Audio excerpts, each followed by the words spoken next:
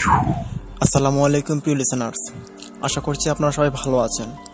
রাত প্রায় 11টা বাজে। এমনই একটি সময় আপনাদের মাঝে আবারও হাজির হলাম একটি লোমহর্ষক ভয়ঙ্কর ঘটনা নিয়ে। আশা করি আজকের এই ঘটনাটি আপনাদের মাঝে একটা ভয়াবহতার রূপ নেবে।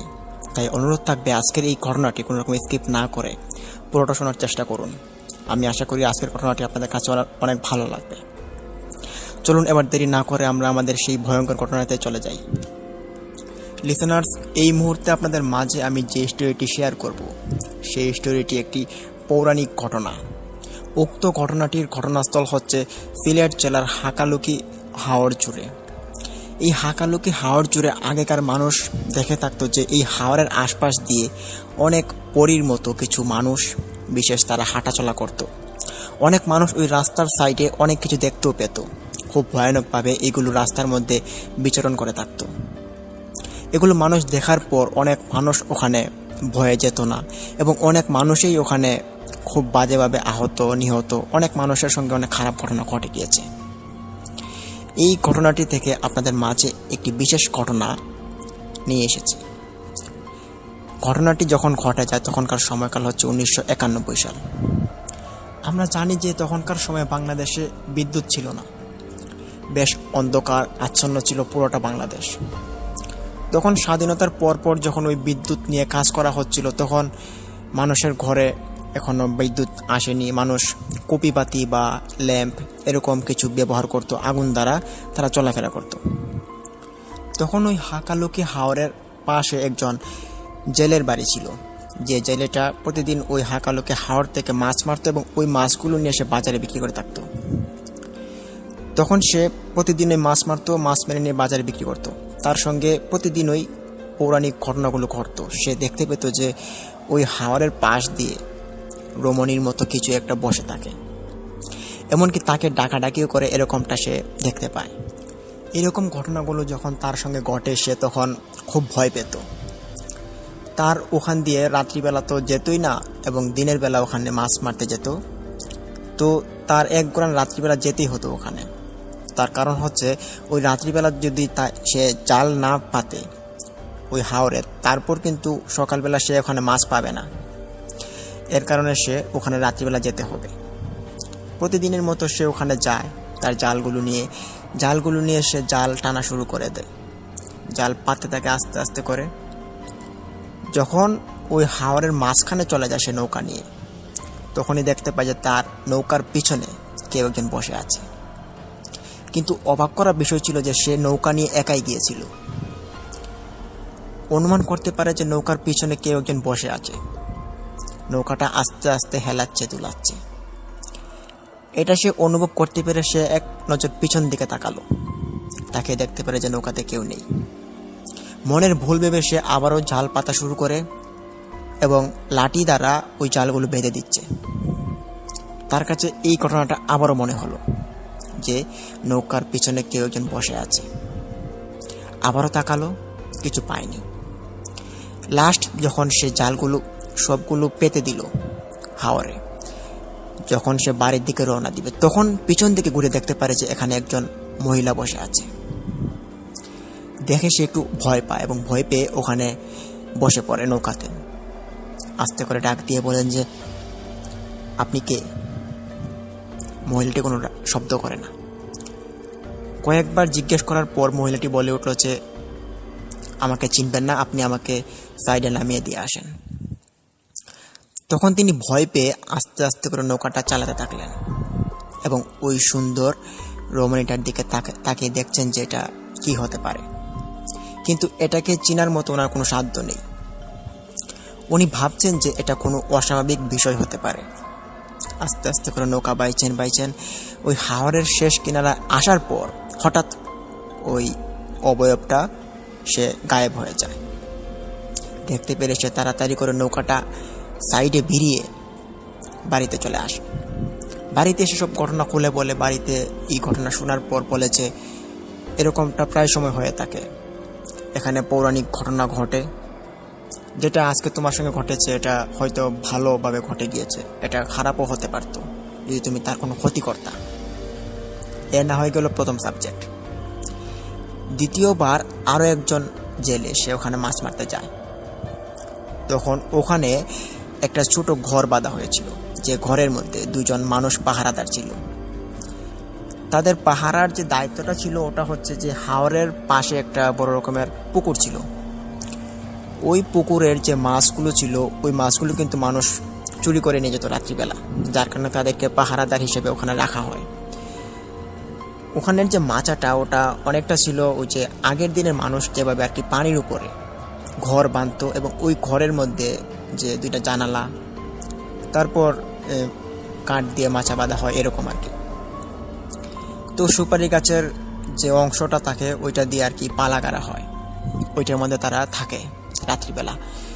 ওখানে তারা ল্যাম্প জ্বালিয়ে সারা রাত পার করে দেন। হঠাৎ একটি জেলে ওখানে যায় হাওরে গিয়ে দেখতে পান যে ওই দুজন লোক ওখানে আগুন ধরাচ্ছে, এবং তারা শীতের দিন ছিল যেহেতু তারা ওখানে আগুন তাপাচ্ছিল। দেখতে পেরে তিনি ভাবলেন যে তাদের কাছে গিয়ে একটু গল্প সল্প করে তারপর না হয় জালগুলো ওইখানে পাতবে। তিনি ওখানে যান, গিয়ে তাদের সঙ্গে একটু গল্প সল্প করেন। গল্প করার পর বেশ তিনি ওখান থেকে চলে আসলেন এবং নৌকাতে চড়ে বসলেন, জাল পাতা শুরু করলেন পুরো হাওর জুড়ে। তিনি যখন জাল অনেকটা পাতা শেষ হয়ে যায় তখন তিনি শুনতে পান যে ওই কোণে ঘরটা ছিল যেটা মাচাঙের মতো ছিল, দুজন লোক ওখানে পাহারা দেয়। ওই দুজনের থেকে একজন লোক চিৎকার দিয়ে ওঠে। তিনি ওই চিৎকার শুনতে পেরে ভাবল যে হয়তো তাদের সঙ্গে কোনো খারাপ ঘটনা ঘটছে। এটা দেখার জন্য তিনি নৌকাটা পাশে ভিড়িয়ে নেন এবং ওদের কাছে যাওয়ার চেষ্টা করেন। খুব জোরে দৌড়াচ্ছেন ওদের কাছে যাওয়ার জন্য। গিয়ে তিনি দেখতে পান যে একজন ওখানে ঘরে বসে আছে এবং আরেকজন নেই। গিয়ে জিজ্ঞেস করলেন যে ভাইয়া আপনার সাথে লোকটা কই? বলে যে সে তো বাইরে গেছে, তো এখনো তো আসেনি, হয়তো তার কোনো ব্যবসা বা কিছু ধরেছে এর জন্য গিয়েছে। বলে যে এখানে তো কেউ একজন চিৎকার দিয়েছে, খুব জোরে শব্দ হয়েছে। বলে না তো, এখানে তো কেউ শব্দ করেনি, কেউ চিৎকারও দেয়নি, তুমি হয়তো ভুল শুনেছ। বলে যে আমি তো ভুল শুনিনি, তবে এটা আমি শুনেছি কেউ একজন চিৎকার দিয়েছে। তখন জেলেটা নিজের মনকে না মানাতে পেরে সে ওখানে আস্তে আস্তে করে এগোতে থাকে। এগোতে এগোতে যখন ওই সুপারি গাছের নিচে চলে যায়, ওখানে কয়েকটা সুপারি গাছ ছিল 4-5টা একসাথে। ওখানে যাওয়ার পর সে দেখতে পারে যে একটা মানুষ ওখানে বসে আছে, অনেকটা মহিলাদের মতো ছিল, ওটা খুব লম্বা লম্বা চুল ছিল, সাদা কাপড় পরিহিত। এই লোকটাকে দেখার পর সে একটু অবাক হয়, কাছে গিয়ে জিজ্ঞেস করলো যে ভাই আপনি কে? যখনই ওই লোকটা তার দিকে তাকালো ঘুরে, তার মুখটা দেখার জন্য সে মোটেও প্রস্তুত ছিল না। সে ওই মুখটা দেখার পর ওখান থেকে চিৎকার করতে করতে সে ওখান থেকে দৌড়ে চলে আসে। ঘর থেকে লোকটি বের হয়ে জিজ্ঞেস করেছে কি হয়েছে আপনার? বলে যে ওই সুপারি গাছের নিচে একটা অবয়ব বসে আছে, খুব বিশ্রী বাজেভাবে দেখাচ্ছে তাকে। তিনি তখন দেখার জন্য ওনার সাথে দুজন মিলে আসে। এসে দেখতে পারে যে সুপারি গাছ তলে কেউ নেই। বলে যে আপনি ভুল দেখেছেন, এই বলে ওনাকে পাঠিয়ে দেন বাড়িতে। উনি তখন ওখান থেকে নৌকা করে বাড়িতে চলে আসেন। এর কিছুক্ষণ পর ওখানে ওই পাহারাদার একজন ছেলে তার কাছে আসে, এসে বলে যে আমার সঙ্গে সর্বনাশ হয়ে গিয়েছে। বলে কি হয়েছে? বলে যে ওখানে তাড়াতাড়ি চলে এসো আমার সঙ্গে। ওই লোকটা তখন ওই পাহারাদারের সঙ্গে হাঁটা শুরু করে ওই সুপারি গাছগুলোর দিকে। গিয়ে দেখতে পারে যে ওখানে একটা মরা লাশ পড়ে আছে। মনে হচ্ছে ওই লাশটাকে কেউ কুপিয়ে হত্যা করে দিয়েছে। লাশটা এরকম অস্বাভাবিক দেহটা দেখার পর তারা খুব ভয় পায়। তারা চিন্তায় পড়ে যে এই লাশটাকে কে মারলো, আবার কে এখানে ফেলে চলে গেল। এটা একটা অদ্ভুত রকমের বিষয় ছিল। তারা এটা আমাদের না জড়ানোর জন্য তারা ওখান থেকে চলে আসে, তাদের যে স্থানটা ছিল পাহারা দেওয়ার ওখানে চলে আসে। বসে বসে ভাবছেন যে ওই লাশটার এখন কি করা যায়। যদি এখন আমরা ওটাকে ধরতে যাই তাহলে বলবে যে আমরা ওটাকে খুন করেছি। তাদের মনে একটা ভয় চলে আসে। তখন তারা দেখতে পায় জানালা দিয়ে ওই লাশটার আশপাশ দিয়ে কিছু মানুষের মতো তিন চারজন ওখানে ঘোরাফেরা করছে। তারা হাঁটাচলা করছে। এই হাঁটাচলা মানুষ দেখতে পায় তারা দুজন। দেখার পর তারা ওখানে একটু বেরিয়ে আসে ঘর থেকে। এসে দেখতে পারে যে ওরা কোনো সাধারণ মানুষ না, ওরা পরীর মতো সাদা কাপড় পরিহিত এবং চুলগুলো খুব লম্বা লম্বা, যেগুলো মাটিতে ছুঁইছে। এটা দেখে তারা খুব ভয় পায় এবং তারা দৌড় দিয়ে আবার ঘরে চলে আসে। তখন বয়ে বয়ে তাদের রাত্রিটা চলে যায়। পরদিন রাত্রিবেলা ওই এলাকার একজন বিশিষ্ট লোক তিনি ওখানে যাবেন। ওই পুকুরের যে মাছগুলো ছিল ওই মাছগুলো তিনি পরদিন কিনবেন বলে ওখানে যান। গিয়ে তিনি দেখতে পান ওখানে দুজন পাহারাদার, তারা পাহারা দিচ্ছে ওই পুকুরটাকে। ডেকে বললেন যে ওই পুকুরটার মধ্যে কতগুলো মাছ হবে? বলে যে অনেক মাছ হবে, আপনি কিনবেন নাকি? বলে যে হ্যাঁ, আমি তো একজন মাছ ব্যবসায়ী, তো মাছগুলো আমি কিনতে চাই, আপনাদের মালিকের ঠিকানাটা কোথায়? তখন সোজা বলে দিল যে ওই জায়গায়। তখন ওই লোকটাকে পার হয়ে যেতে হবে একটি বড় রকমের জঙ্গল, এবং ওই জঙ্গলটা হাওরের পাশ দিয়ে অতিবাহিত হয়েছে। তারা ওখান দিয়ে যাওয়া শুরু করেন, ওই বিশিষ্ট লোকটা এবং লোকটার সঙ্গে আরেকজন লোক ছিলেন, তারা দুইজন। তারা মাঝপথে যখন যায় তখন শুনতে পায় যে আশপাশ দিয়ে ফিস ফিস করে কেউ হাঁটছে এবং কথা বলছে। এটা শুনতে পেরে তারা দুজন একটু আচমকা ভয় পায়, তবে তারা হার মানেনি, তারা হাঁটতে থাকে। হাঁটতে হাঁটতে যখন জঙ্গলটার শেষ পর্যায়ে চলে যায় তখনই তারা দেখতে পায় যে পিছন থেকে তাদের কেউ ধাওয়া করেছে খুব জোরে, মনে হচ্ছে কেউ তাদেরকে চিড়ে খেয়ে নিবে এরকম আর কি। তখন তারা একটু দাঁড়িয়ে পিছনে মানে খুঁজতে থাকে যে কি হচ্ছে, এটা কেই বা তাদেরকে ধাওয়া করছে। তারা তখন খুঁজতে খুঁজতে কিছু পায় না, তবে এই যে শব্দটা, আওয়াজটা, এটা কিন্তু তারা ঠিকই শুনতে পারছে। এটা শুনতে পেরে তারা অনেকটা ভয় পায়, তাদের সারা শরীর ঘাম ধরে যায়। তখন এই ভয় মনটা নিয়ে তারা জুড়ে দৌড়াতে থাকে। দৌড়তে দৌড়তে যখন ওই হাওরের শেষ কিনারা চলে যায় তখন তাদের মনে হয় যে তারা উল্টো পথে চলে এসেছে। তখন পাশের লোকটা বলে উঠেছে, উস্তাদ, আপনি তো উল্টা পথে চলে এসেছেন, আমাদের যাওয়ার দরকার ছিল ওই পথ দিয়ে, কিন্তু আমরা ভুলবশত ভয়ের কারণে আমরা এখান দিয়ে চলে এসেছি। এখন এখানে তো ওই হাওরের শেষ মাথা, তখন আমরা কি করব? তখন ওই লোকটা তিনি চিন্তিত হয়ে পড়েন। উস্তাদ চিন্তিত হয়ে বলেন যে আমরা তো এই হাওরের শেষ মাথা চলে এসেছি এবং এই হাওরের শেষ মাথায় অনেক খারাপ ঘটনা ঘটে যায়, কিন্তু আমরা তো রাত্রিবেলা এখানে চলে এসেছি, আমাদের সঙ্গে নিশ্চয়ই কোনো খারাপ ঘটনা ঘটতে চলেছে, এখান থেকে তাড়াতাড়ি চলে আয়। ওই উস্তাদ তখন ওই ছেলেটাকে নিয়ে তিনি সোজা সঠিক পথ দিয়ে হাঁটা শুরু করেন। হাঁটতে হাঁটতে যখন উনি এক পাশে চলে যান, যেটা হচ্ছে ওই যে হাওরের মধ্যবর্তী স্থানে তিনি চলে আসেন, তখন তিনি দেখতে পান যে হাওরের যে পানিগুলো ছিল ওগুলো খুব জোরে জোরে ঢেউ উঠছে। ঢেউগুলো ছিল খুব অস্বাভাবিক ভয়ঙ্কর ঢেউ। ঢেউয়ের সঙ্গে ভেসে আসছে মৃত মানুষের কান্নার মতো একটা আওয়াজ। দেখতে খুব ভয়ঙ্কর দেখাচ্ছিল এটা।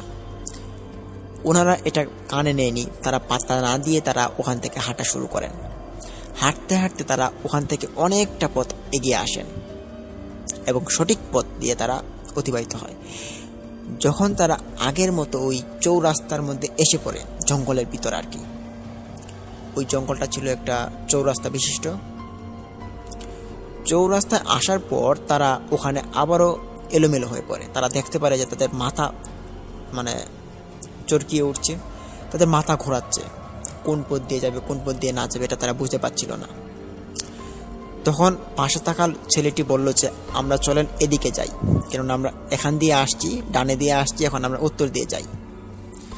তখন বলল যে হ্যাঁ ঠিক আছে, চলো আমরা উত্তর দিয়ে যাই। তখন এটাই ছিল কিন্তু সঠিক পথ। তারা হাঁটা শুরু করলেন। হাঁটতে হাঁটতে অনেকটা দূর যাওয়ার পর তারা দেখতে পান যে একটা মানুষের লাশের মতো রাস্তার মাঝখানে পড়ে আছে এবং কেউ এটাকে চিবিয়ে চিবিয়ে খাচ্ছে। বিষয়টা খুব ভয়ঙ্কর দেখাচ্ছিল তাদের কাছে। তারা তখন আস্তে আস্তে করে হেঁটে হেঁটে ওটার কাছে যাওয়ার চেষ্টা করে। যখনই কাছে গেল দেখতে পারে যে একটা কঙ্কাল, ওই কঙ্কালটা একটা মৃত মানুষকে চিবিয়ে চিবিয়ে খাচ্ছে। অদ্ভুত রকমের বিষয়, খুব ভয়ঙ্কর বাজে একটা বিষয়। তারা দেখতে পেরে অনেক ভয় পায় এবং পাশে থাকা ছেলেটি সে চিৎকার শুরু করে দেয়। তখন ওই উস্তাদ তিনি করলেন যেটা, ওই যে কঙ্কালটা ছিল ওটার ওপর তিনি কিছু মন্ত্র প্রয়োগ করলেন। তিনি বেশ মন্ত্র জানতেন। উনি আগেকার যে তান্ত্রিকরা ছিল তাদের কাছ থেকে তিনি অনেক কিছু শিখে নিয়েছিলেন। উনি মন্ত্রগুলো ওখানে প্রয়োগ করলেন, কিন্তু শেষমেশ কোনো কাজ হলো না। ওই কঙ্কাল আকৃতির পিশাচটা ওদের দিকে এগিয়ে আসছে খুব ভয়ঙ্করভাবে। ওরা তখন কিছু করতে না পেরে তারা পিছন দিকে দৌড়াতে থাকে, কিন্তু দৌড়েই বা যাবে কতদূর? সামনে দিয়ে যাচ্ছেন, সামনে দিয়ে দেখতে পাচ্ছেন যে 4-5টা কঙ্কাল সামনে দিয়ে দাঁড় করানো। আশপাশ দিয়ে জঙ্গলের একটা আঁশ পড়ে গিয়েছে, তাই তারা আশপাশ দিয়ে যেতে পারবে না। তখন একটা কঙ্কাল যেদিকে ছিল, যে মৃত লাশটা, ওদিকে আবারও তারা কামব্যাক করে। ওই কঙ্কালের নিকট যখন আসে, কঙ্কাল তখন ওই রাস্তার মধ্যে শুয়ে পড়ে। তাদের তখন সাধ্যে কুলাচ্ছিল না যে তারা ওই রাস্তার উপর দিয়ে, তাদের উপর দিয়ে তারা চলে যাবে। তখন তারা ওখানে দাঁড়িয়ে খুব জোরে জোরে চিল্লাতে থাকে, কাঁদতে থাকে, কিন্তু ওখানে কোনো মানুষ যে এসে তাদেরকে সাহায্য করবে এটা কিন্তু নয়। এখানে কোনো মানুষ নেই। এত ঘন একটা জঙ্গলের ভিতরে, ভয়ঙ্কর একটা পৌরাণিক জঙ্গল, এই জঙ্গলের ভিতরে যদি কোনো মানুষ থাকে তাহলে এটা খুব খারাপ একটা বিষয়। এখানে কোনো ঘর বসতি নেই, মানুষ থাকবেই বা কেন? পরবর্তীতে যখন দেখতে পাচ্ছেন যে এই কঙ্কালগুলো তাদের পিছু ছাড়ছে না, তখন ওনারা ওই লাশটার নিকট চলে যায়। গিয়ে দেখতে পারে যে লাশের যে অংশ বিশেষগুলো, যে হাতের বডির মধ্যে যে গোস্তটা থাকে, তারপর ওই পায়ে যে গোস্তটা থাকে এবং হাতের যে চামড়াগুলো, ওগুলো খসে খসে সে খেয়ে নিয়েছে, এরকম একটা অবস্থা, খুব বাজে অবস্থা। এটা দেখতে পেরে তারা দুইজন খুব ভয় পেয়ে ওখানে দৌড় শুরু করে। তখন দেখতে পান যে গাছের উপর কঙ্কাল আকৃতির কিছু একটা বসে আছে, ওখানে কিছু একটা বসে আছে, পিছন থেকে তাদেরকে কেউ ডাকছে। সব মিলে যেন এটা একটা প্যারানর্মাল বিষয় হিসেবে দাঁড়িয়েছে। এদের জীবনে এরকম কোনো ঘটনা ঘটেনি যেটার সম্মুখীন আজকে তারা হয়েছে। এই ঘটনাটি যখন তাদের সঙ্গে ঘটছে, তখন তারা বেশি বেশি করে যেটা পড়ার পড়ছে, তারা বাঁচার জন্য যেটা করার করছে, কিন্তু বাঁচাটা তাদের জন্য খুব রিস্ক হয়ে গিয়েছিল। তারা দৌড়তে দৌড়তে এক পর্যায়ে ওই উস্তাদের সাথে যে ছেলেটা ছিল, সে হুচট খেয়ে পড়ে যায়। তারপরে যাওয়া দেখে উস্তাদটা দাঁড়িয়ে পড়েন এবং ওই ছেলেটাকে আবার তোলার চেষ্টা করেন। তখনই দেখতে পাই যে একটা কঙ্কাল আকৃতির কিছু হাত লম্বা করে ওই ছেলেটাকে টান দিয়ে পিছনে টেনে নিচ্ছে। খুব ভয়ঙ্কর দেখাচ্ছিল কঙ্কালটাকে। তিনি তখন ওই কঙ্কালটা থেকে ছাড়ানোর জন্য খুব জোরে টানছেন, কিন্তু না, ওই কঙ্কালের শক্তির কাছে ওই উস্তাদের শক্তি কোনো কাজে আসছে না। তিনি তখন ভয়ে চৌচারটা তিনার ভেঙে যাচ্ছিল, মানে এরকম একটা অবস্থা আর কি। তখন তিনি ভাবছেন যে কি করবে, এটা ভাবতে ভাবতে তিনি দেখতে পারেন যে এক পর্যায়ে ওই কঙ্কালটা ওই ছেলেটাকে টান দিয়ে নিয়ে চলে গিয়েছে। ওনার চোখের সামনে একটি ছেলেকে টান দিয়ে নিয়ে গেল এবং ওই ছেলেটাকে ওই কঙ্কালটা মেরে ফেলেছে, এক টিপ দিয়ে মেরে ফেলেছে। এবং ওটাকে মারার পর তিনি দেখতে পেরেছেন এটাও যে তার শরীর থেকে মাংস খুলে খেয়ে নিচ্ছে। খুব বাজে অবস্থা একটা।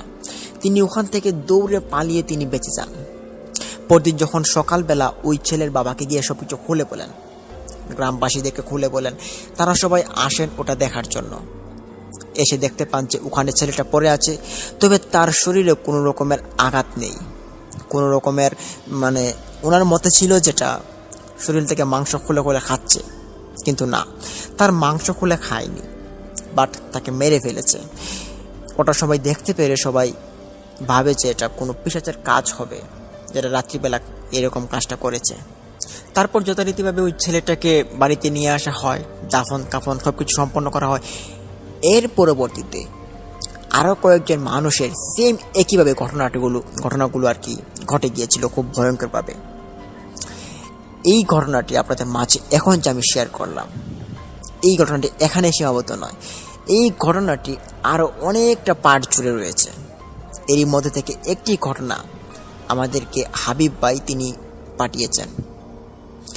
উনি বলেছেন যে আরও ঘটনা আছে ওখানে, এই ঘটনাগুলো উনি আমাদের কাছে শেয়ার করবেন এবং ওই ঘটনাগুলো আপনাদের মাঝে আমি শেয়ার করার জন্য চেষ্টা করব। তো প্রিয় লিসেনার্স, এই মুহূর্তে আমরা চলে যাব আমাদের দ্বিতীয় ঘটনাটিতে। আশা করি দ্বিতীয় ঘটনাটি আপনাদের মাঝে আরও ভালো লাগবে। তো তার আগে আরেকটি কথা বলবো, যেটা হচ্ছে প্রথম ঘটনাটি কেমন লাগলো। যদি ভালো লেগে থাকে তাহলে ভিডিওতে লাইক দিন, কমেন্ট করুন, শেয়ার করে বন্ধুবান্ধবদের মাঝে ছড়িয়ে দিন এবং অবশ্যই আমাদের চ্যানেলটিকে সাবস্ক্রাইব করুন। আর আপনারা জানেন যে আমরা আমাদের ইউটিউব চ্যানেলটিকে 1 লাখ সাবস্ক্রাইবারের দিকে এগোচ্ছি। আশা করি আপনারা আমাদের পাশে থাকবেন এবং আপনাদের দ্বারা এটা সম্ভব। তাই অবশ্যই আমাদের চ্যানেলকে সাবস্ক্রাইব করুন, পাশে থাকা বেল আইকনটি অন করে রাখুন যাতে আমরা ভিডিওগুলো আপলোড করার সাথে সাথে আপনারা পেয়ে যান। তো প্রিয় লিসেনার্স, আমরা এখন চলে যাব আমাদের দ্বিতীয় ঘটনাটিতে। করতে যাচ্ছি ইমেলে যেভাবে লেখা আছে আমি ঠিক সেভাবে আপনাদের মাঝে উপস্থাপন করার চেষ্টা করছি। আসসালামু আলাইকুম প্রিয় লিসেনার্স, আশা করছি আপনারা সবাই ভালো আছেন। আমি কিশোরগঞ্জ জেলা থেকে চামড়াঘাট এলাকার সজীব মিয়া বলছিলাম। আমি ভূত এফএম এর অনেক বড় একজন শ্রোতা। রাত্রিবেলা ভূত এফএম এর ঘটনাগুলো না শুনলে আমার চোখে ঘুম আসে না। তো আমি ভাবলাম যে আমাদের সাথে ঘটে যাওয়া সেই খুব ভয়ানক ঘটনাটি আপনাদের মাঝে উপস্থাপন করি। তো তার জন্য আজকের ইমেল এপিসোডটি আমার হাতে লেখা। তো আমার সাথে যে ঘটনাটি ঘটে যায় সেই ঘটনাটি আমার সাথে ঘটে যাওয়া বললে ভুল হবে। ঘটনাটির প্রভাব আমার পুরো ফ্যামিলির উপর পড়ে, যেটা আমাদের পূর্বপুরুষদের পেয়ে এসেছে। ডিয়ার লিসেনার্স, এমনই একটি ভয়ঙ্কর ঘটনা আমাদের সাথে এখনও ঘটে যায় এবং এটির পরিস্থিতির শিকারটা আমরা এখনও হতে হয়। আমাদের এই পরিস্থিতির শিকারটা জানি না কোন দিন শেষ হবে। আসলে আমাদের যে পূর্বপুরুষরা ছিলেন তাদেরকে জিনে বর করত। জিন, প্রেত এসব আপনারা চিনে থাকবেন। জিনের যে ভর করে যাকে, এটা কিন্তু খুব মারাত্মক হয়ে থাকে। আমাদের পরিবারের অনেককেই অনেক সময় জিনে ভর করে থাকে এবং আমরা এই জিনের যে কাণ্ডকলাপগুলো এগুলো আমরা নিজ চোখে দেখতে পারি। আমাদের একজন দাদা ছিলেন, তিনি এখন আমাদের মাঝে আর বেঁচে নেই। ওনার সাথে ঘটে যায় ভয়ানক একটি ঘটনা, যে ঘটনাটির প্রভাবটি এখনও আমাদের উপর পড়ে, আর এই ঘটনাটির মাসুল আমাদেরকে আজও দিতে হয়। আমার এই দাদা ওনাকে প্রথমে জিনে ভর করে। জিনে ভর করার পর তিনি অনেক অস্থিরতা অনুভব করতে পারেন, সেটা আমাদের বাবার কাছ থেকে শোনা। আমাদের দাদা খুব সহজ সরল একজন মানুষ ছিলেন। তিনি দিন আনতেন এবং দিন খেতেন। আমার বাবা যখন রোজগারের বয়স হয়ে গিয়েছিল, রোজগার করতেন, তবুও আমার দাদা আমার বাবার রোজগারের টাকাটা তিনি খেতেন না। তিনি বলতেন যে আমি আমার নিজ টাকা ইনকাম করে আমি খাওয়া দাওয়া করব, তবুও কারো পায়ে ধরব না আমি খাওয়ার জন্য। এরকমভাবে ছিলেন আমার দাদা। তখন আমার দাদা একদিন যখন কাজে যায়, তিনি আসলে একটি ব্যবসা করতেন, পানের ব্যবসা। তিনি পানের গাছ থেকে পান পেড়ে আনতেন মানুষের কাছ থেকে কিনে এবং ওই পানগুলো বাজারে নিয়ে বিক্রি করতেন। এভাবে তিনি পানের ব্যবসা করতেন। তখন ওই দিন আমার দাদা পানের ব্যবসা শেষ করে তিনি বাড়িতে ফিরেন। বাড়িতে ফেরার পর আমার দাদিকে বললেন যে ভাত দেওয়ার জন্য। দিনটি ছিল শীতের সময়। দাদি আমার দাদাকে ভাত দিলেন। দেওয়ার পর দাদা ভাত খেলেন। ভাত খাওয়ার পর আমার দাদা অস্থিরতায় ভোগেন এবং এক পর্যায়ে তিনি এমন কাণ্ডকলাপ করেন যে কাণ্ডকলাপগুলো করার কারণে ওনাকে কবিরাজ এনে দেখানোর সিদ্ধান্ত নিলেন সবাই মিলে। কবিরাজ দেখানোর পর ভাবলেন, সবাই বললে যে আমার দাদাকে জিনে বর করেছে, যার কারণে দাদা এরকম পাগলামি শুরু করে দিয়েছে। মানুষকে খুন করতে যায়, মার্ডার করতে যায় এবং নানান রকমের কাজকর্ম তিনি লিপ্ত হয়ে থাকেন। তখন এরকমটা দেখার পর কেউ আর তাকে বাধা দেয় না। যেহেতু পাগলের মতো হয়ে গিয়েছিল আমার দাদা, সেহেতু আর কেউ ওনাকে এত বেশি পাত্তা দেয় না। কিন্তু আমার দাদা তখন একটা কাজ করতেন।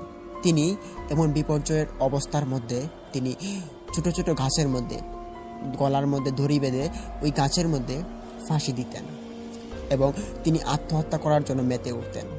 এরকম ভয়াবহ অবস্থা দেখার পর মানুষরা আমার দাদাকে বাঁচাতেন। বাঁচিয়ে বাঁচিয়ে তিনি আমাদের দাদাকে বাড়িতে নিয়ে আসতেন।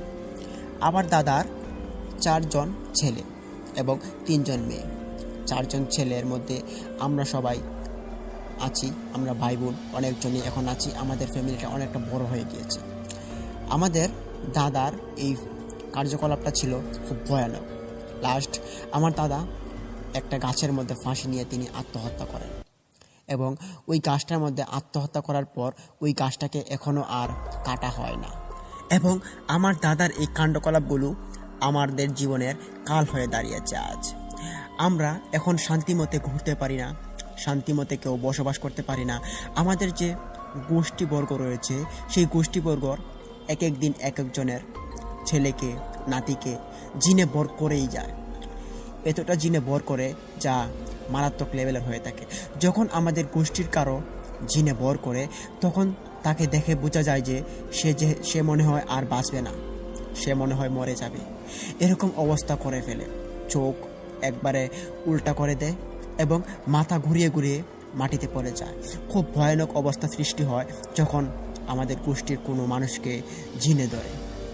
জিনে যাকে ধরেছে আপনারা তারাই বুঝতে পারবেন জিনে ধরার কতটুকু জ্বালা। তখন সময়টা ছিল আজ থেকে 9 বছর আগে। আমি তখন একটা চাকরি পেয়েছিলাম, ছোটোখাটো চাকরি, বেসরকারি চাকরি বললেই চলে। ওই চাকরিটা করার পাশাপাশি আমি বাড়িতে আসতাম সন্ধ্যার পরে। যখন আমি বাড়িতে আসি আমার আম্মু আমাকে ভাত দেন, কেননা সারাদিন ভাত খাই না। বাড়িতে আসার পর আম্মু ভাত দেন, আমি ভাত খাওয়ার পর একটু রিল্যাক্সে আরাম করি। ওই দিন আমি ভাত খাওয়ার পর বন্ধুদের সাথে ঘুরতে যাই বাইরে। আমি প্রতিদিনই রাত্রিবেলা একটু ঘোরাফেরা করতাম। তখন আমাদের বাড়ির সামনে একটা হাওর ছিল। আমাদের যে গ্রামটা রয়েছে ওই গ্রামটার নাম হচ্ছে চামড়াঘাট। আবার চামড়াঘাটের মধ্যে আপনারা হয়তো অনেকে জেনে থাকবেন ওইখানে অনেক মাছ পাওয়া যায়। মানুষ ওইখানে রাত্রিবেলা মাছ মারত, সেটা দূর থেকে দেখলে খুব ভালো লাগতো। আমরা বন্ধুরা মিলে ওইখানে মাছ মারা দেখতেছিলাম। ঠিক তারই এক পাশে আমার দাদা যেখানে ফাঁসি নিয়েছেন ওই ফাঁসি নেওয়া মেহগনি গাছটা ওইখানে দাঁড়িয়ে আছে ফল আকাশের নিচে। সেটা দেখার পর আমাদের অনেকটা ভয় লাগে। আমরা প্রতিদিনই ওই গাছটাকে দেখি। যখনই ওই গাছটার দিকে আমাদের নজর যায় তখনই আমাদের কলিজা আর কলিজার জায়গায় থাকে না। আমরা খুব ভয় পাই ওই গাছটাকে, কেননা ওই গাছটা আজকে আমাদের গোষ্ঠীর জন্য কাল হয়ে দাঁড়িয়েছে। আমার দাদা আত্মহত্যা না করলে হয়তো আমাদের সাথে আজকে এরকম ঘটনা ঘটতো না। তখন ওই গাছটার দিকে আমি একটু নজর যায়। ওই গাছটার মধ্যে আমি দেখতে পাই যে গাছের ভিতরে কিছু একটা ঘোরাফেরা করছে। সে ছিল লাল বর্ণের আগুনের মতো, ওইটা গাছের চারিপাশ দিয়ে ঘুরছে। তখন আমার সাথে যে 3 জন বন্ধু ছিল তাদেরকে আমি জিজ্ঞেস করলাম, বন্ধু দেখো তো ওই গাছের মধ্যে কিছু একটা ঘোরাফেরা করছে, তোমাদের চোখে কি এটা পড়ছে? তখন তারা বলল, কই না তো, আমরা তো দেখতে পারছি না, তুই কি দেখিস উল্টা পাল্টা? তখন আমি বললাম যে হ্যাঁ বন্ধু, ওই গাছের মধ্যে আগুনের লক্ষার মতো দেখ এখনও ঘোরাফেরা করছে। কিন্তু আফসোসের বিষয় ছিল যে আমার বন্ধুরা একটাও ওই জিনিসটাকে দেখেনি। তারা না দেখতে পেয়ে আমাকে পাগল বলে যে তুই মনে হয় পাগল হয়ে গিয়েছিস সজীব, তোর মনে হয় মাথা ঠিক নেই। তখনই তাদের কথাবার্তা শোনার পর আমার মাথাটা একটু ঘুরিয়ে যায়। আমি তখন তাদের সামনে ওইখানে রাস্তার মধ্যে অজ্ঞান হয়ে পড়ে যাই। আমার অজ্ঞান হয়ে পড়ে যাওয়াতে তারা আমাকে আমার বাড়িতে নিয়ে যায়। একটু পর যখন জ্ঞান ফিরে আমি তখন বিছানা থেকে লাফ দিয়ে উঠি। ওঠার পর আমি জিজ্ঞেস করি যে আমার কি হয়েছে? তখন তারা বলল যে তোমার জ্ঞান হারিয়ে গিয়েছে, তুমি রাস্তার মধ্যে পড়ে গিয়েছো কিছু একটা দেখার পর। কি দেখেছো আমাদেরকে বলো তো। তখন আমি খুলে বললাম যে দাদা যে গাছের মধ্যে ফাঁসি নিয়েছে, এই গাছটা তো এখনও অনেক পুরনো আছে, ওই গাছের মধ্যে আমি দেখতে পেলাম কিছু একটা ঘোরাফেরা করছে। তখন আমার কথা আমার আম্মু এবং আমার বন্ধুরা শুনেন, কিন্তু শোনার পর তারা আমার কথার কোনো পাত্তা দিল না। কেননা ওই সময়টার মধ্যে আমাদের গোষ্ঠীবর্গের মধ্যে প্রায় 3 বছরের মধ্যে কাউকে জিনে ভর করেনি। তখন আমার কথা কেউ বিশ্বাস করে না করাতে বলল যে তোর হয়তো মনের ভুল হবে, এখন শুয়ে পড়। কিন্তু এই শুয়াটা আমার ওই দিনের জন্য কাল হয়ে দাঁড়িয়েছিল। আমি যখন আম্মু আমার মাথায় হাত বুলিয়ে দিচ্ছিল, আমি আস্তে আস্তে করে চোখটা লেগে আসছিল, আমি ঘুমিয়ে যাই। ঘুমন্ত অবস্থায় যখন সবাই আমার পাশ থেকে চলে যায় আমি ঘরের ভিতরে উঠে পড়ি। ঘর থেকে উঠার পর আমি আমাদের ঘরের যে দরজাটা ছিল ওই দরজাটা আমি লক করে দিই এবং আমাদের ঘরের ভিতরে আর কেউই ছিল না, আমি শুধু একা ছিলাম। তখন আমার মনের ভিতরে কীরকম একটা প্যারা ঢুকে। প্যারাটা ছিল আত্মহত্যা করার প্যারাটা যখন আমার ভিতরে ঢুকে পড়ে আমি ভাবতেছি যে আমাকে যে কোনো উপায়ে মরতে হবে, আমাকে মরতেই হবে। তখন আমি আমার ঘর থেকে একটা উড়না নিলাম। উড়নাটা নেওয়ার পর আমি আমাদের যে ঘরের ফ্যানটা আছে পাখা, ওই পাখার মধ্যে উড়নাটা ঝুলিয়ে দিয়ে আমার গলায় বেঁধে দিলাম।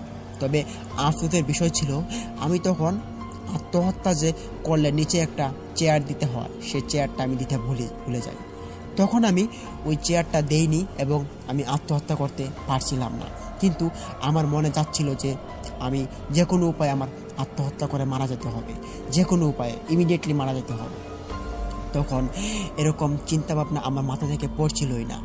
আর বাইরে ঘরের ভিতরে বাইরে মানুষ আমাকে ডাকাডাকি করছে, তারা খুব অস্থির হয়ে পড়ছে আমার ঘরের ভিতরে এরকম অবস্থা দেখে। জানালা ছিল খুব ছোট, ওই জানালা থেকে সবাই উকি দিয়ে দেখছে আমাকে। আমি ওইখানে আত্মহত্যা করার জন্য রেডি হচ্ছিলাম। তখন সবাই কোনো কিছু না ভেবে আমার ঘরের দরজাটা ভেঙে দিয়ে আমাকে ওই ফ্যানের থেকে উনাটা ছাড়িয়ে দেয় এবং আমাকে নামিয়ে বলল যে, সজীব, তুই কি পাগল হয়ে গিয়েছিস নাকি? কি করতে যাচ্ছিস তুই? এটা তাড়াতাড়ি নেমে আয়, আর তুই এরকম করছিস কেন? তখন আমি তাদেরকে কোনো একটা কথা বলবো, আমি সেটা দিশ পাচ্ছিলাম না। আমি ভাবছিলাম যে আমাকে তোমরা কেন লামালে, আমি আত্মহত্যা করব, আমি মারা যাব। আমার এরকম কথাবার্তা শোনার পর আমার আব্বু বলে উঠল, একে হয়তো আমার আব্বার যে জিনটা ছিল সেই জিনটা হয়তো ভর করে নিয়েছে, তাকে আমাদের চোখে চোখে রাখতে হবে, না হলে কোন দিন আত্মহত্যা করে মারা যাবে বলা যাবে না। তখন আমাকে সবাই চোখ করে রাখে, কিন্তু আমার মনের ভিতরে অনেকটা প্যারা ঢুকে যায়, আমাকে আত্মহত্যা করে মরতে হবে। খুব ভয়ানক একটা প্যারা ছিল। তখন আমি যেখানেই যাই আমার সাথে সাথে মানুষ যায়, আর আমি যেখানেই যাই আমার আত্মহত্যা করার মতো কোনো পজিশন পেলেই আমি ওইখানে লাফ দেওয়ার জন্য চেষ্টা করি। যখন আমি নদীর ঘাটে গিয়ে আমি নদীতে ঝাঁপ মারার চেষ্টা করি।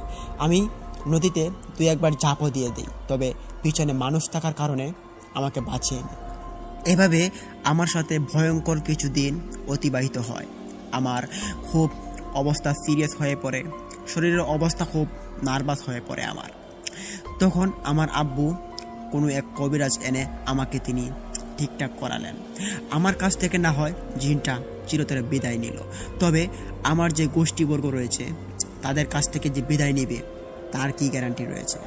তখন আমার যখন জিনে ধরে তার কিছুদিন পরেই আমার এক ভাতিজা তাকে জিনে ধরে।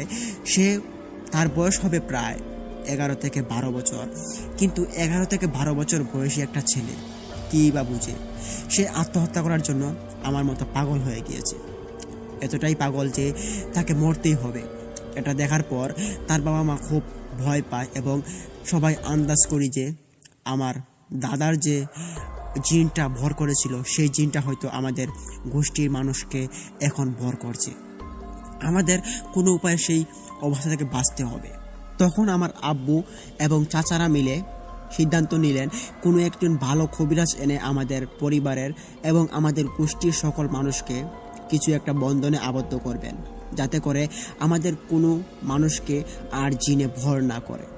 তখন 2 দিন পর আমাদের আব্বু এবং আমার 3 চাচা মিলে একটা ভালো কবিরাজ নিয়ে আসেন এবং আমাদের গোষ্ঠীর ছোট থেকে বড় সবাইকে একটা করে তাবিজ পরিয়ে দেওয়া হয় এবং কিছু কিছু পানি আমাদের সবার ঘরে দেওয়া হয়। ওই পানিটা প্রতিদিনই আমাদের ঘরের ভিতরে 1 ফোঁটা করে ছিটিয়ে দিতে হবে, এরকম অনুমান দিয়ে গেলেন তিনি। তখন আমাদের এরকম ভালোই চলছিল। এরপর থেকে আমাদের আর কারো কোনো দিন ঝিনে ধরেনি। তো প্রিয় লিসেনার্স, কি ভাবছেন যে ঘটনা এখানেই শেষ? না, ঘটনা যে আরও অনেক কিছু ঘটার বাকি এবং এই ঘটনার পরিস্থিতি শিকার যে আমরা এখনও হয়ে আছি। তখন 2 বছর অতিবাহিত হওয়ার পর আমাদের এক চাচাতো ভাইয়ের 2টা ছেলে হয়। ছেলেগুলো ছিল যমজ। ওই 2 ছেলেগুলোকে নিয়ে ঘটে যায় আরও একটি বিরল কাহিনী। সেই যমজ 2টা ছেলে ছিল খুব সুন্দর এবং দেখতে খুব কিউট ছিল। এই বাচ্চাগুলোকে নিয়ে এমন একটি ঘটনা ঘটে যায়, যেই ঘটনাগুলোর প্রভাবে আমাদের পুরো গোষ্ঠীবর্গটা একবারে শোকাহত হয়ে পড়েন। আমাদের যে ভাতিজাগুলো ছিল 2টা বাচ্চা, ওই বাচ্চাগুলো যখন আস্তে আস্তে 3 বছর বয়সে পা রাখলো, তারা তখন আস্তে আস্তে করে হাঁটাহাঁটি করতে পারে, দৌড়াদৌড়ি করতে পারে এবং হালকা করে কথা বলতে পারে। ফুটফুটে বাচ্চা 2টা এরকম সৌন্দর্যতা দেখে মানুষ তাদের সাথে খেলা করতে অনেক পছন্দ করে। আবার তাদের একটা বিল্ডিং রয়েছে 2 তলা, ওই 2 তলা বিল্ডিংয়ের যে ছাদ আছে ওই ছাদের মধ্যে তারা খেলাধুলা করে। তবে আশ্চর্যের বিষয় ছিল সেখানে যখন তারা ছাদের মধ্যে গিয়ে খেলাধুলা করত, তখন ওই যমজ ছেলে দুইটার মা আমাদের ভাবি হন। ওই ভাবি বাচ্চা দুটাকে নিয়ে ওই ছাদের উপরে ভাত খাওয়াতেন। তিনি একদিন লক্ষ্য করতে পারলেন যে ছাদের উপরে কিছু একটা অবয়ব। তখন প্রায় সন্ধ্যা হয়ে আসছিল। ওই সন্ধ্যার সময় তিনি যখন ছাদের উপরে গেলেন বাচ্চা দুইটাকে হাতে করে নিয়ে ছাদের উপর থেকে কাপড় নিয়ে আসার জন্য, যে কাপড়গুলো তিনি রোদের মধ্যে শুকাতে দিয়েছিলেন। তখন তিনি ঢোকার পর দেখতে পারেন যে ওইখানে কেউ একজন বসে আছে। তবে তিনি দেখতে পেরেই বুঝে গিয়েছেন যে এটা কোনো মানুষ নয়, এটা অবয়ব। ছাদের এক কোণে গুজুমুজু হয়ে বসে আছে, খুব ভয়ানকভাবে, যেটা দেখার পর কারো আগ্রহ জন্মাবে ওইটাকে গিয়ে হাত দিয়ে ধরার জন্য। কিন্তু আমার ভাবি বুঝতে পারেন যে এটা একটা ভয়ানক কিছু হতে পারে, আমার এখানে যাওয়াটা ঠিক হবে না। তখন আমার ভাবি দুইটা বাচ্চাকে নিয়ে দৌড় দিয়ে ছাদের নিচে চলে আসে। তখন আমার ভাবি কিছু একটা শুনতে পায়। ঠিক সন্ধ্যার সময় ছিল এবং ওই অবয়বটা আমার ভাবিকে বলতেছিল যে এই এই মেয়ে, তোর বাচ্চা দুইটাকে দিয়ে যা বলছি, তোর বাচ্চা দুইটাকে আমি ছাড়বো না বলে দিলাম, তোর বাচ্চা দুইটাকে আমার চাই, খুব তো উড়া করছিস, বাচ্চা দুইটাকে দিয়ে যা বলছি। তখন আমার ভাবি এরকম কথা শোনার পর তিনি আরও জোরে দৌড় দেন বাচ্চা দুইটাকে হাতে ধরে নিয়ে এবং ছাদ থেকে নেমে এসে বাড়িতে চিৎকি শুরু করে দেয়। ওনার চিল্লাচিল্লি শোনার পর আমরা এবং আমাদের বাড়ির আশপাশের মানুষজন সবাই ওদের বাড়িতে গিয়ে জড়ো হয়ে পড়ি এবং তিনি বলতে থাকেন যে ছাদের মধ্যে এরকম ভয়ানক ঘটনাটা। তিনি বিস্তারিত আমাদেরকে খুলে বলেন। আমরা তখন ছাদের মধ্যে যাওয়ার পর দেখতে পাই ছাদের মধ্যে কিছুই নেই, ছাদ একদম খালি হয়ে আছে, ছাদের মধ্যে একটা পোকামাকড়ও নেই। তখন আমরা ছাদ থেকে নেমে আসি এবং বললাম যে তোমার আর ছাদে যেতে হবে না, তুমি আর বাচ্চা দুটাকে নিয়ে ছাদে যেও না, আর আজকে থেকে পারলে নিচতলার মধ্যেই তোমরা থাকার চেষ্টা করো। যেহেতু আমাদের গোষ্ঠীবর্গটা এমনিতেই অনেকটা নাম খারাপ, আমাদের গোষ্ঠীবর্গের সবাইকেই কম বেশি জিনে বর করে নিয়েছে এবং ওদেরকে ধরবে না এটা কোনো মানে হয় না। ছোট ছোট দুইটা বাচ্চা খুব ফুটফুটে, আমরা চাই না যে এই বাচ্চাগুলোর কিছু হোক, খুব সাবধানে বাচ্চাগুলোকে আপনি রাখবেন। তখন ভাবিকে আমরা সবাই মিলে কিছু সান্ত্বনা দিলাম এবং বুঝিয়ে বাজিয়ে আমরা আবার বাড়িতে চলে আসলাম। তখন ওই দিনটি ছিল শুক্রবার দিন যখন প্রায় 12টা বেজে গিয়েছে। 12টার পর ওই দিন গরমকাল ছিল। অতিরিক্ত গরম হওয়াতে আমার যে ভাই ছিলেন, চাচাতো ভাই, তিনি ভাবলেন যে ছাদের উপরে গিয়ে তিনি হাওয়া বাতাস খেয়ে আসবেন। তখন ওই দুইটা বাচ্চাকে, আমার ভাবিকে না জানিয়ে তিনি বাচ্চা দুটাকে নিয়ে ছাদে উঠে পড়েন। ছাদে ওঠার পর তিনি ফুটফুটে হালকা বাতাসের মধ্যে তিনি দুইটা বাচ্চাকে হাতে ধরে নিয়ে বাতাস খাচ্ছিলেন এবং মোবাইল টিপছিলেন। তখন তিনি মোবাইল টিপতে ওনার ওই বাচ্চা দুইটার দিকে আর কোনো খেয়াল নেই। তিনি মোবাইলের দিকে এমন ধ্যানে পড়েছিলেন যে বাচ্চা দুইটা কি ওনার সাথে আছে কিনা, চলে গিয়েছে, এটা দেখার মতো তেনার অবস্থায় ছিল না। এরপর কিছুক্ষণ পর যখন একজন মানুষ ওইখান দিয়ে যাচ্ছিলেন হেঁটে, তিনি রাস্তা থেকে আসছিলেন, ব্যবসা বাণিজ্য শেষ করার পর বাড়িতে আসছিলেন। আমাদের বাড়ির 2 বাড়ি পিছনে ওনার বাড়ি। তখন তিনি বাড়িতে যাবেন এবং বাড়িতে যাওয়ার সময় দেখতে পারেন যে বিল্ডিংয়ের যে ছাদ আছে ওই ছাদের উপর থেকে দুইটা বাচ্চা মাটিতে পড়ে আছে, বাচ্চাগুলো মারা গিয়েছে। এটা দেখার পর লোকটি খুব চিৎকার শুরু করেন এবং চিৎকার করার পর সবগুলো মানুষ, আমাদের গোষ্ঠীবর্গের মানুষ সবাই উঠে পড়েন, ঘুম থেকে উঠে পড়ে ওনার কাছে চলে যান। গিয়ে দেখতে পারি আমরা সবাই দুইটা বাচ্চা আর বেঁচে নেই, ওরা মারা গিয়েছে, তাদের মুখ দিয়ে রক্ত পড়ছে এবং তাদের শরীরে অনেকটা আঘাতের চিহ্নও রয়েছে। তখন আমাদের চিৎকার চেঁচামেচি শোনার পর ওই ছাদের উপর থেকে ওই বাচ্চার বাবা বেরিয়ে আসে, আমাদের চাচাতো ভাই। তিনি বেরিয়ে আসে দেখতে পারে যে ওনার দুইটা বাচ্চা মৃত লাশগুলো এখানে পড়ে আছে। এটা দেখার পর আমার চাচাতো ভাই কাঁদতে কাঁদতে তিনি অজ্ঞান হয়ে পড়েন। আর তখন আমার চাচাতো ভাইকে সবাই মিলে দোষারোপ করছিলেন। তার কারণ হচ্ছে, যেহেতু আজকে সন্ধ্যার সময় আমার ভাবির সাথে এরকম একটা ঘটনা ঘটে গিয়েছে, এরপর কিন্তু আমার ভাইয়ের উচিত হয়নি বাচ্চা দুইটাকে নিয়ে ছাদে যাওয়ার জন্য, কিন্তু তিনি কোনো রকমের নিয়ম না মেনেই তিনি ছাদে চলে গেলেন, যার কারণে আজকে ওনার দুইটা সন্তান, ফুটফুটে বাচ্চা দুইটাকে হারাতে হলো। তখন আমার দুই চাচাতো ভাইকে সবাই মিলে উল্টাপাল্টা বাজে মন্তব্য করছেন, আর করার কথাই ছিল, কেননা ওনার জন্য আজকে ফুটফুটে দুইটা বাচ্চা আজকে দুনিয়া ছাড়া হয়ে গিয়েছে। তখন আর কি করার, দুইটা বাচ্চাকে নিয়ে দাফন দেওয়া হলো। তবে দাফন দেওয়ার পর সবাই মিলে আবারও বসলাম। তখন ঢাকা থেকে আমাদের যে কয়েকজন কাজ করতো ওরা আমাদের বাড়িতে আসে বাচ্চাগুলো মৃত্যুর খবর শোনার পর। তখন সবাই যখন একসাথে হয়ে পড়ি আমরা ভাবলাম যে এখানে কিছু একটা করা দরকার, যেহেতু আমাদের বাড়ির মানুষগুলো এভাবে মারা যাচ্ছে, আমাদের এটাকে আটকাতেই হবে। এভাবে চলতে থাকলে কোন দিন আমরা বংশ থেকে নির্বংশ হয়ে যাব আমরা বলতেই পারবো না। তখন ঢাকা থেকে আসা আমাদের গোষ্ঠীর কিছু লোক তারা সিদ্ধান্ত নিলেন যে আমাদের যে বাড়ি বিটা রয়েছে সবগুলো বিক্রি করে দিবে। তার কারণ হচ্ছে এই বাড়ি বিটার মধ্যে থাকতে হলে জিনের আশ্রয় এখানে হয়ে গিয়েছে, আমাদের ক্ষতি করবে অল টাইম। তো তার জন্য সবাই সিদ্ধান্ত নিলেন যে বাড়ি বিটা বেচে দিয়ে পাশের গ্রামে জায়গা কিনবে এবং সবাই বাড়ি বিটা বানাবে। তবে আমাদের যে বাড়ির গোষ্ঠীবর্গের চাচাতো ভাইগুলো ছিল এদের মধ্যে 2-3 জনের বাড়ি বিল্ডিং করা ছিল। তারা বলছিল যে আমাদের বিল্ডিং ছেড়ে আমরা যেতে পারবো না, যত যাই হয়ে পড়ুক। তখন অমতের কারণে আমরা এক পর্যায়ে যাই যে বাড়িগুলো আর বিক্রি করা হবে না। তখন আবারও এখানে থাকা এবং পরপর আমাদের গোষ্ঠীবর্গের মানুষের সাথে জিনে এরকম অন্যায় অত্যাচার করে থাকে এবং তারপর থেকে আমাদের গোষ্ঠীর মধ্যে আর কেউ মারা যায়নি। তবে জিনে আজও পর্যন্ত আমাদের গোষ্ঠীর মানুষগুলোকে ছেড়ে দেয় না। তার কারণ হচ্ছে জিন জাতি এমন একটা খারাপ জাতি যে জিন দুষ্ট জিনও আছে, ভালো জিনও আছে। ওই দুষ্ট জিনের কবলে আমাদের পুরো গোষ্ঠীটা পড়ে গিয়েছে। তো প্রিয় লিসেনার্স, এখনও কিন্তু আমাদের এরকম ভোগান্তিটা আমাদের এখনও ভুগতে হয়। তো এই ছিল আজকের আমার ইমেল এপিসোডের ঘটনাটি ভালো লাগলে কমেন্টে বলে যাবেন। আর আমাদের জন্য সবাই দোয়া করবেন যেন আমরা এই জিন থেকে অনেক তাড়াতাড়ি মুক্তি পেতে পারি এবং আমাদের পুরো ফ্যামিলিটা, পুরো গোষ্ঠীবর্গটা যেন আমরা বেঁচে যেতে পারি। এর জন্য সবার কাছ থেকে দোয়া চাই। সবাই আমাদের জন্য দোয়া করবেন। আপনাদের জন্য আমাদের দোয়া রইল, ভালোবাসা রইল। তো প্রিয় লিসেনার্স, আজকের মতো আমি এখানেই বিদায় নিচ্ছি। আশা করি আপনারা সবাই আমার ঘটনাটি মনোযোগ দিয়ে শুনেছেন এবং কমেন্ট বক্সে আপনার মহামূল্যবান মন্তব্যটি লিখে যাবেন। তো প্রিয় লিসেনার্স, আজকের মতো এখানেই বিদায় নিচ্ছি। সবাই ভালো থাকুন। আসসালামু আলাইকুম। প্রিয় লিসেনার্স, দ্বিতীয় ঘটনাটি আপনাদের মাঝে আরও ইন্টারেস্টিং হতে চলেছে। আপনারা যারা এই পর্যন্ত ধৈর্য সহকারে শুনেছেন ঘটনাটি, আপনারা এখন আসল রহস্যটা এই দ্বিতীয় ঘটনাটির মধ্যে এমন একটি সৌন্দর্যের একটা মুহূর্ত আপনারা পাবেন যেটি শোনার পর আপনাদের অনেকটা ভালো লাগবে এবং শেষ মুহূর্তটা অনেকটা ভালো হবে আমি আশা করি। এবং প্রিয় লিসেনার্স, আমি কোনো রকম দেরি না করে দ্বিতীয় ঘটনাটি শুরু করে যাচ্ছি। ডিয়ার লিসেনার্স, আপনি একটু ভাবুন তো, আপনি একটা ইট কলায় কাজ করেন এবং বাড়িতে আসলেন কিছুদিন পর ছুটিতে।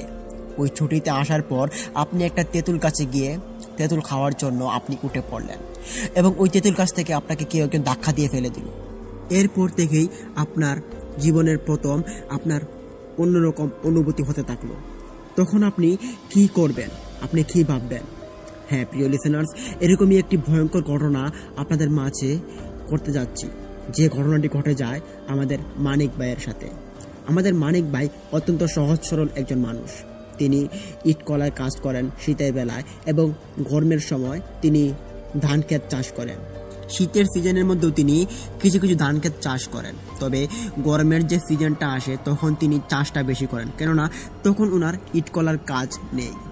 তো প্রিয় লিসেনার্স, তিনি আজ থেকে প্রায় 9 বছর আগে ইট কলায় কাজ নেন। তিনি কন্ট্রাক্টে কাজ করেন।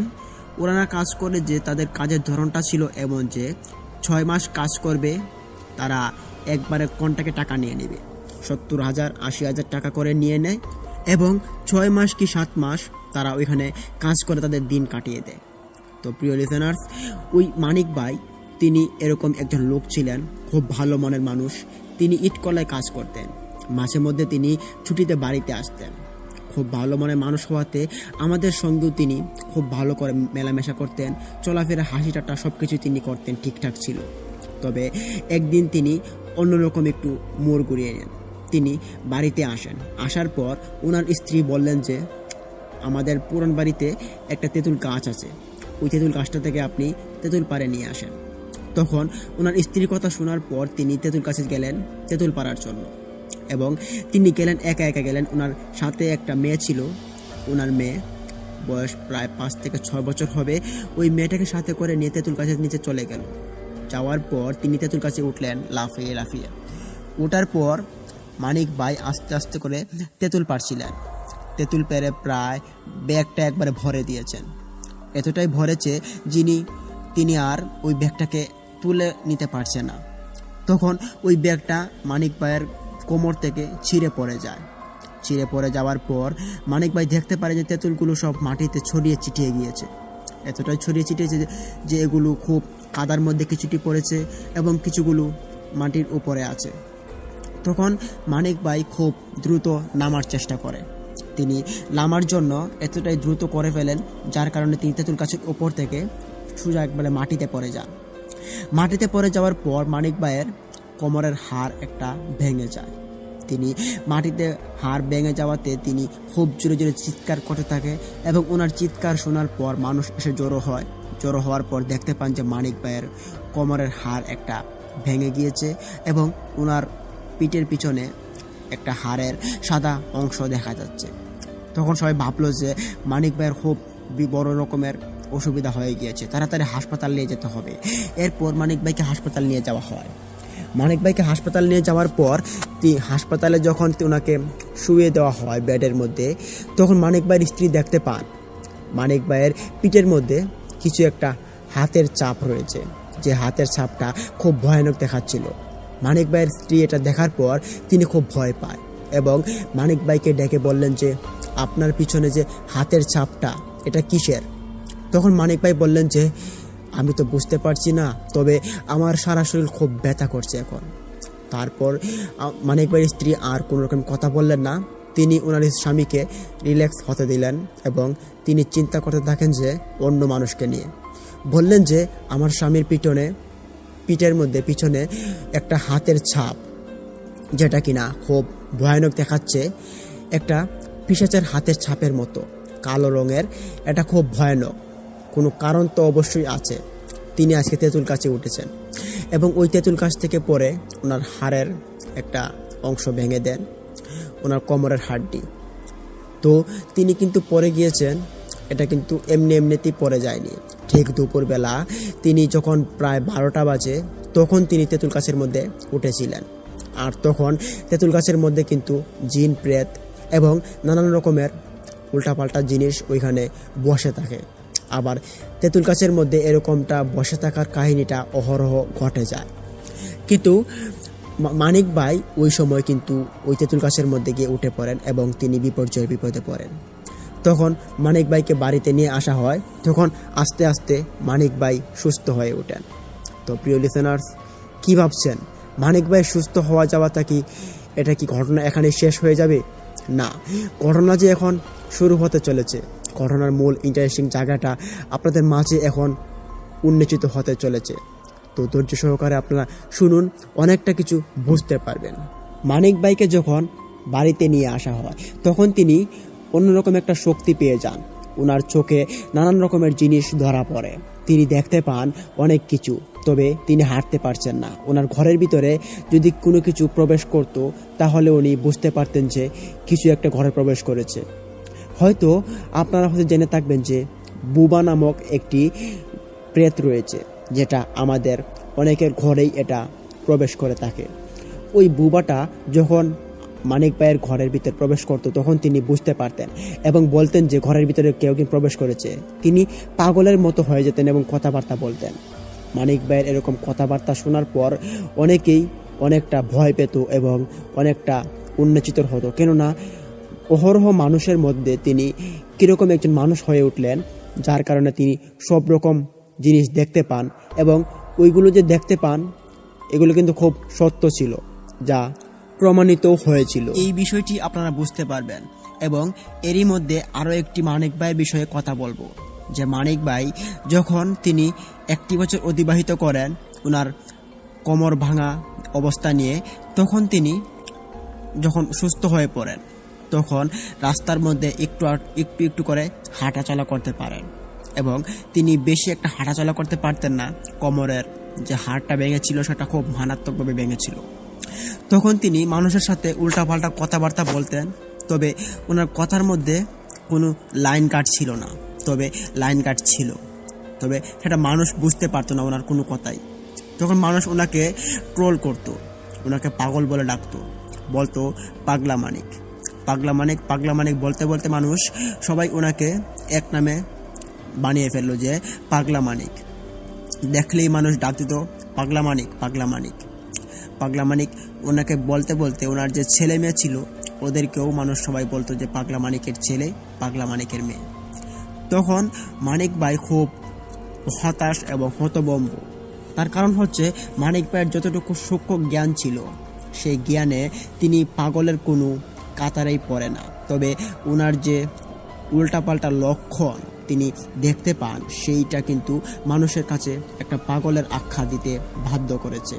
কিন্তু মানিক ভাইয়ের যে এই কথাবার্তাগুলোর চালচলন সেগুলো একদিন প্রকাশ পায়।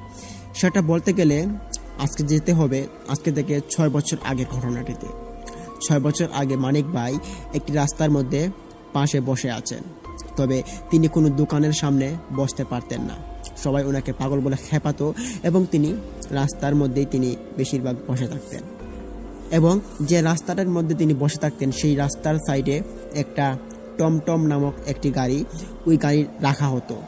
ওই গাড়ির উপরেও তিনি কিছুক্ষণ বসে থাকতো, আমরা দেখতে পেতাম। তখন ওই মানিক ভাই ওইখানে বসে বসে কিছু একটা চিন্তা করত এবং হাতের মধ্যে কি একটা জানি নাড়াচাড়া করত, অবশ্য পাগলের মতোই কিছুটা ছিল। তখন ওইখান দিয়ে রাস্তা দিয়ে একটা ছেলে এবং একটা মেয়ে যাচ্ছিল হোন্ডার দিয়ে। তখন ওইখানে পাগলা মানিক ভাইয়ের কাছে কিছু মানুষ জড়ো হয়। জড়ো হওয়ার পর সবাই ওনাকে খেপাতে থাকে এবং ওনার সাথে মজা করতে থাকে। তখন ওই পাগলা মানিক ভাই ওই রাস্তা দিয়ে যখন আস্তে আস্তে করে হোন্ডার দিয়ে যাচ্ছিল একজন ছেলে এবং একজন মেয়ে, পাগলা মানিক ভাই বলছিল যে এই মেয়ে তুমি নেমে যাও, সামনে বিপদ আছে, তাড়াতাড়ি নেমে যাও। তবে মানিক ভাইয়ের এরকম কথাবার্তা শোনার পর সবাই ওনাকে নিয়ে ট্রোল করতে থাকে, বলতে থাকে যে মেয়েকে দেখার পর মানিক ভাইয়ের আর সহ্য হলো না, পাগলের করে পাগল, এরকমভাবে সবাই মানিক ভাইকে ট্রোল করতে থাকে। তখন মানিক ভাইয়ের কথা কেউ কানে নেয়নি। তবে 1 মিনিট পর যখন রাস্তাটার একটা কিনারায় চলে যায় ওই হোন্ডার, তখন ওই মেয়েটা কিছু একটা হোঁচটকে গাড়িটা পড়ে যায়। গাড়ি পড়ার সাথে সাথেই ওই মেয়েটাও পড়ে যায় রাস্তার মধ্যে। মেয়েটা পড়ার পর ওই মেয়েটা একবারে অবস্থা নার্ভাস হয়ে পড়ে, তার নাক মুখ দিয়ে রক্ত এবং শরীর দিয়ে নানান রকমের উল্টা এই রক্ত, হাত পা কেটে গিয়েছে, ছিলে গিয়েছে, এরকম অবস্থা হয়ে গিয়েছে। এটা দেখার পর সবাই মিলে ওই মেয়ে এবং ছেলের কাছে চলে যায় এবং তাদেরকে গিয়ে তুলে দেওয়া হয়। তখন সবাই ভাবতে থাকে যে মানিক ভাই এটা কী বলেছে, মানিক ভাই তো ওই মেয়েটাকে না করেছিল, বলছিল যে তার সামনে বিপদ আছে। আসলে তো কথা তো ঠিক হয়ে গিয়েছে, মিলে গিয়েছে, যাই তো মানিক ভাইয়ের কাছে। তখন সবাই মিলে মানিক ভাইয়ের কাছে আসে। আসার পর জিজ্ঞেস করলো যে মানিক ভাই আপনি বলুন, কীভাবে আপনি জানতে পারলেন যে এই মেয়েটি এভাবে বিপদ হবে? তখন মানিক ভাই বললেন যে আমি দেখতে পেলাম যে ওই মেয়েটির পিছনে কিছু একটা উড়ে উড়ে যাচ্ছে। তখন আমি এটা দেখার পর আমি বললাম যে মেয়েটা দাঁড়াও। তখন মানুষ বলতে থাকে যে আপনি তো পাগলের মতো, তাহলে আপনি অত সুন্দর করে কথা বিভাবে বলেন। তখন মানিক ভাই বললেন যে আমি পাগল না, বুঝছো। এটা বলার পর তিনি একটা ঝাড়ি দিয়ে তিনি চলে যাচ্ছেন। ওনার যাওয়াটা দেখার পর অনেকেই হেসে দেয়, পাগলের মতো কাহিনী করে তিনি যাচ্ছেন চলে। তখন তিনি বাড়িতে চলে আসেন এবং বাড়িতে আসার পর তিনি কোনো এক বিষয় নিয়ে চিৎকার চেঁচামেচি করছেন, যেটা আমাদের বাড়ি থেকে শোনা যাচ্ছিল। তখন আমরা এবং অনেকেই ওই বাড়িতে চলে যাই, মানিক ভাইয়ের বাড়িতে গিয়ে দেখতে পাই যে মানিক ভাই চিৎকার চেঁচামেচিতে লিপ্ত আছেন। তিনি ওনার স্ত্রীর সঙ্গে কিছু একটা কারণবশত ঝগড়া লাগে এবং ওই ঝগড়ার পর তিনি ওনার স্ত্রীকে অনেকটা গালিগালাজ করে। তখন মানিক ভাইয়ের পাগলের মতো এরকম কথাবার্তা, এরই মধ্যে এত সুন্দর বুঝদারের একটা কাহিনী, এটা অনেককে ভাবায়। তখন সবাই মিলে মানিক ভাইকে সান্ত্বনা দিলেন, বললেন যে আপনার স্ত্রী ভুল করেছে, যেহেতু আর ভুল করবে না, আপনি ওনাকে মাফ করে দিন, আর এবার চিৎকার চেঁচামেচি করবেন না, মানুষ খারাপ বলবে।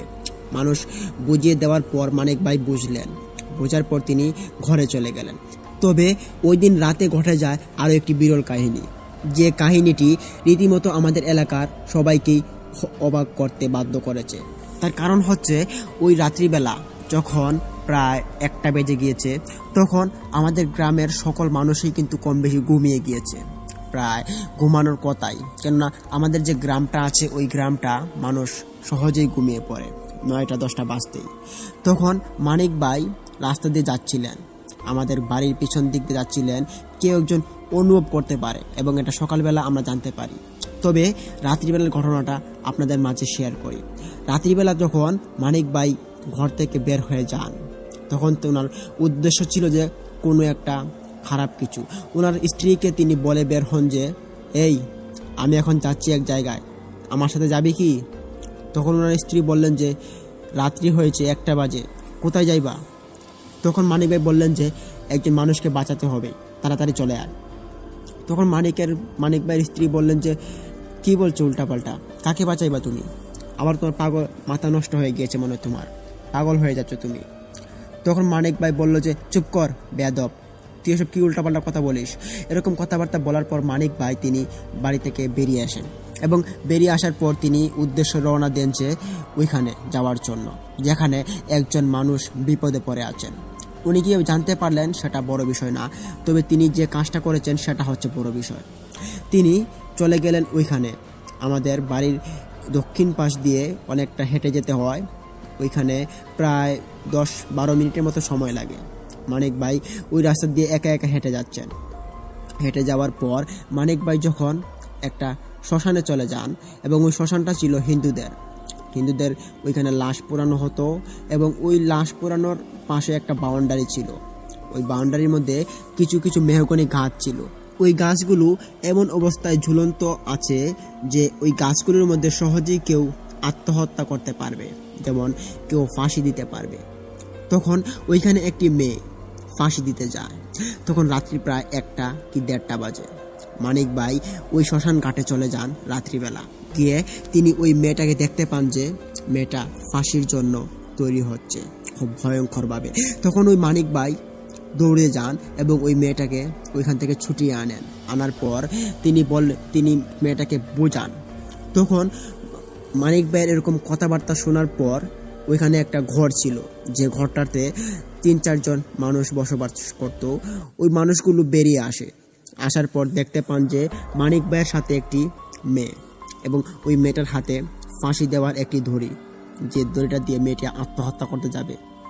তখন মানুষগুলো বেরিয়ে এসে দেখতে পারে মানিক ভাই এবং মানিক ভাইয়ের সাথে ওই মেয়েটা। জিজ্ঞেস করার পর মানিক ভাই বললেন যে, আমি এসেছি ওই মেয়েটাকে বাঁচাতে। তখন মেয়েটাকে জিজ্ঞেস করা হলো যে, এই মেয়ে, তুমি এখানে কি করতে এসেছো? মেয়েটা তখন খুলে বলল যে তার কাহিনী।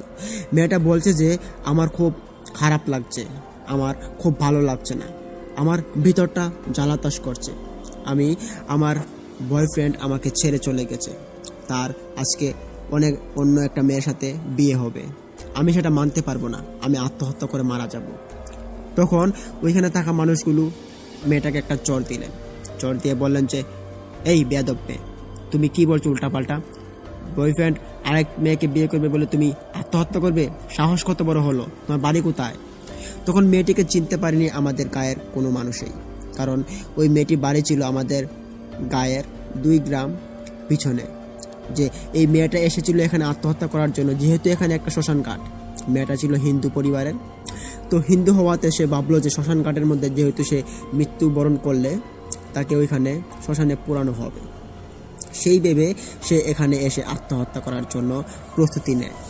তখন মেয়েটাকে ওই ঘরের 3-4 জন মানুষ ঘরে নিয়ে যায়, এবং সাথে মানিক পাগলা বাইকেও ঘরে নিয়ে যায়। যাওয়ার পর মানুষকে ডাকাডাকি করা হয়, প্রায় রাত্রিবেলা 2টা-3টা বেজে যায়, এবং বাড়ির সাথে মেম্বারের বাড়িও ছিল, মেম্বারকে ডাক দেওয়া হয়। ডাক দিয়ে আনার পর মেম্বার দেখেই চিনতে পারেন যে এটা লিটন মিয়ার মেয়ে। লিটন মিয়ার মেয়েকে দেখতে পেরে বললেন যে, এই তুমি লিটন মিয়ার মেয়ে না? তখন মেয়েটা বলল যে, জি।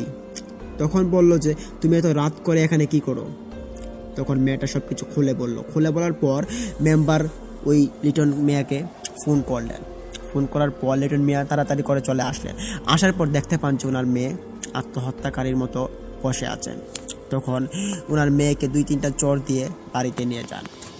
এরই মধ্যে সকালবেলা জানাজানি হয় যখন মানিক ভাইয়ের কারণে একটি মেয়ে বেঁচে গিয়েছে, তখন মানিক ভাইয়ের সঙ্গে সবাই দেখা করার জন্য আবারও ফিরে আসে, ছুটে আসে। কিন্তু মানিক ভাইয়ের সঙ্গে যারা যারা দেখা করে সবাই মানিক ভাইয়ের সঙ্গে ট্রল করে বেশি, মানিক ভাইয়ের সঙ্গে উল্টাপাল্টা কথা বলে মজা করে বেশি। তবে ওই দিনও তাই করেছিল। তবে যাই হোক, মানিক ভাই খুব ভালো মানুষ ছিল। তারপর মানিক ভাই 3-4 দিন পর, যেহেতু একটা ঘটনা ঘটে গিয়েছে মানিক ভাইয়ের সাথে, যে ঘটনাটি মানিক ভাইয়ের কাল হয়ে দাঁড়িয়েছে, তো মানিক ভাই 3-4 দিন পর সিদ্ধান্ত নেন যে ওনার যে একটা জায়গা রয়েছে, একটা জমি রয়েছে, ওই জমিটার মধ্যে একটা বড় রকমের ঘাতা রয়েছে, যে ঘাতাটা বেশ একটা পুকুরের মতো, তবে ওইখানে মাছ ছাড়া হয় না। ওইখানে যে বিল থেকে মানুষের ফিশারি থেকে মাছ আসে, ওই মাছগুলো থেকে মাছ ধরা হয়। তখন মানিক ভাই বললেন যে ওনার ওই পুকুরটা থেকে সেচ করবেন এবং মাছগুলো গিয়ে ধরে নিয়ে আসবেন। তখন যে কথা সেই কাজ। মানিক ভাই ওনার একটা ছেলে ছিল, প্রায় 8 থেকে 9 বছর বয়স হবে। সেই ছেলেটাকে নিয়ে তিনি চলে গেলেন মাছ মারার উদ্দেশ্যে। তিনি মাছ মারতে গেলেন, তখন পানি সেচ করা শুরু করলেন। তিনি দেখতে পারলেন 2-3 ঘন্টা লাগবে পানি সেচ করার জন্য। তখন মানিক ভাই সেচ করা শুরু করে দিলেন। সেচ করতে করতে বিকেল পর্যন্ত উনি পুকুরটাকে সেচ করেন। যখন পুকুরটা একবারে সেচ হয়ে যায়, মানিক ভাই তখন দেখতে পারেন পুকুরের ভিতরে অনেক মাছ জমা হয়েছে। এবার মানুষের ফিশারি অনেকগুলো ছুটেছিল, কতবার বন্যা হয়েছিল, বন্যা বলা যাবে না, হালকা পানিও হয়েছিল। ওই পানির আঘাতে অনেক মাছ ছোটা হয়েছিল, যে মাছগুলো এখন মানিক ভাইয়ের ফিশারির মধ্যে এসে প্রবেশ করে। এবং মানিক ভাই ওই মাছগুলোকে খাবার দিয়ে রেখেছিল, যার কারণে মাছগুলো ওই ফিশারির মধ্যে থেকে গিয়েছিল। আর এখন পানি কমার পর মানিক ভাই মাছগুলোকে ধরতে পারবেন। তখন মানিক ভাই মাছগুলো ধরবেন এবং তিনি দেখতে পান যে এত মাছ। তখন ওনার ছেলেকে বললেন যে, এই তুই যা তো বাড়িতে গিয়ে বল যে তোর মাকে আসতে, তোর মাকে বলবি একটা বড় ড্যাগ এবং বালতি নিয়ে আসার জন্য, আজকে এত মাছ, আমাদের অনেকটা ভাগ্য খুলে যাবে, তাড়াতাড়ি যা। তখন মানিক ভাইয়ের কথা শুনে মানিক ভাইয়ের ছেলে ও বাড়িতে চলে আসে। এসে সে চিল্লাতে থাকে যে, আম্মু আম্মু অনেক মাছ ধরা পড়েছে, তাড়াতাড়ি চলো। তখন আমরাও কিন্তু মাছ মারার জন্য পাগল ছিলাম, একটু অন্যরকম ছিলাম। তখন মানিক ভাই ওই পুকুরটার মধ্যে মাছ মারবেন, এটা শোনার পর আমরাও চলে যাই ওই পুকুরে মাছ মারার জন্য। আমরা গিয়ে দেখতে পারি মানিক ভাই সেচ করছেন প্রায় শেষের দিকে। মানিক ভাই পানি সেচ করতে করতে আমরা দেখতে পারি যে ফিশারির ভিতরে অনেক মাছ জড়ো হয়ে আছে, মাগুর মাছ, টাকি মাছ, তারপরে অনেক রকমের বড় জাতের মাছও ওখানে রয়েছে, যেটা খুব কিলবিল করছে। এবং মানিক ভাই আমাদেরকে বলছে যে, দেখো আমার পুকুরে আছে কত মাছ জড়ো হয়েছে। এবং মানুষ তখন মানিক ভাইকে ট্রোল করছে, বলছে যে মানিক পাগলার ফিশারিতে অনেক মাছ হয়েছে দেখা যাচ্ছে। তখন মানিক ভাই বললেন যে, সব মাছ আমি মারবো, কাউকে মারার জন্য দিব না। তখন অনেক মানুষ ওইখান থেকে চলে যায়, তবে 8-10 জন মানুষ ওইখানে বসে থাকে। এরই মধ্যে আমরাও বসে থাকি, আমার সাথে বন্ধু বান্ধবরা ছিল। আমরা দেখতে থাকি যে মানিক ভাইয়ের মাছ মারার দৃশ্যটা। তখন মানিক ভাই সবগুলো মাছ মারতে মারতে যখন তিনি মাছ ধরা শুরু করেন, বালতি ভরে, ব্যাগ ভরে এবং সাথে থাকা 2টা ব্যাগও ভরে যায়। তখন মানিক ভাই সিদ্ধান্ত নিলেন যে মাছগুলোকে বাড়িতে নিয়ে চলে আসবে, বাড়িতে দিয়ে তারপর আবার লাইট নিয়ে আসবে এবং ওই লাইট দিয়ে আজকে আসার পর্যন্ত তিনি মাছ ধরবেন। তখন আমরা বাড়িতে চলে আসি সন্ধ্যা হয়ে যাওয়াতে, আর তিনি আমাদের সাথে বাড়িতে আসেন এবং এক ড্যাগ 1 বালতি মাছ তিনি বাড়িতে রেখে আবার ওইখানে চলে যান ওই ড্যাগ এবং বালতি নিয়ে। যাওয়ার পর তিনি মাছ ধরতে থাকেন। তখন ওনার সাথে এমন একটি কাহিনী ঘটে যায় যেটা আমরা কোনোদিন আশা করিনি। ওনার সাথে খুব খারাপ একটি ঘটনা ঘটে গিয়েছিল।